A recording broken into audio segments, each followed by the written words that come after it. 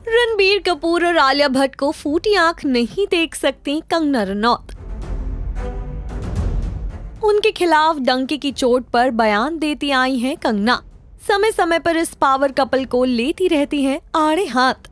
लेकिन इस साल यानी 2023 में कंगना ने खोले कुछ ऐसे राज कि सोशल मीडिया पर मच गया तहलका। कैसनोवा बॉय और उनकी बीवी पर साधा निशाना।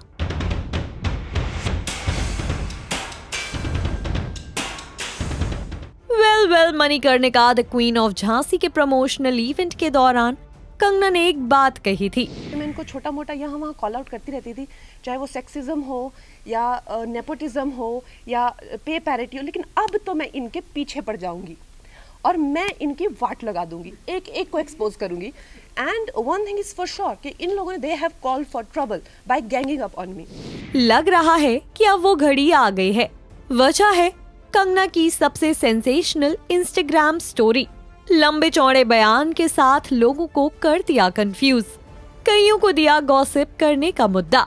2 स्टोरीज के जरिए कंगना ने अपने पैपराजी एक्सपीरियंस के बारे में बताया है। उन्होंने इनडायरेक्टली बॉलीवुड की एक सक्सेसफुल जोड़ी पर निशाना साधा है। उन्होंने शादीशुदा कपल पर आरोप लगाया है कि वो उनकी जासूसी कर रहा है, जिसकी वजह से उनको काफी नुकसान हो रहा है। कंगना ने कहा कि ये वही है जिसने अपनी पत्नी को प्रोड्यूसर बनने पर मजबूर किया और महिला केंद्रित फिल्में ज्यादा करने के लिए कहा।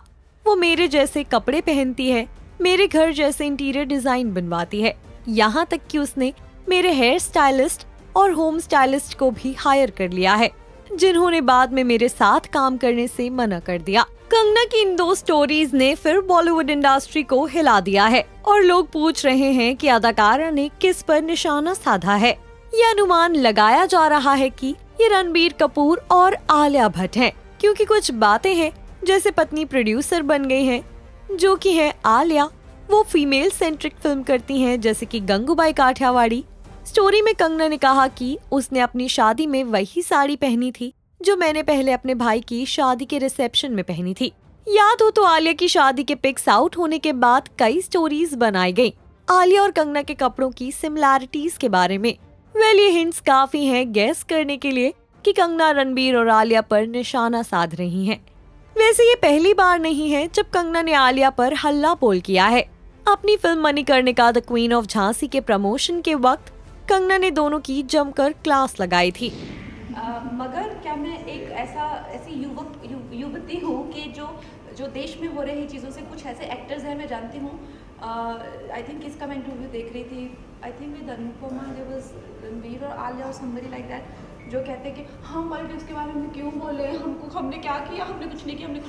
तो ऐसे नहीं चलता, you have to be responsible. I think Ranbir Kapoor was telling somebody कि मेरे घर में तो बिजली पानी आता है, मैं क्यों पॉलिटिक्स से, सो हाउ, ये देश ने, आप उस देश की वजह से आपका घर है। इस बयान के बाद आलिया और रणबीर ने रिएक्शन भी दिया था।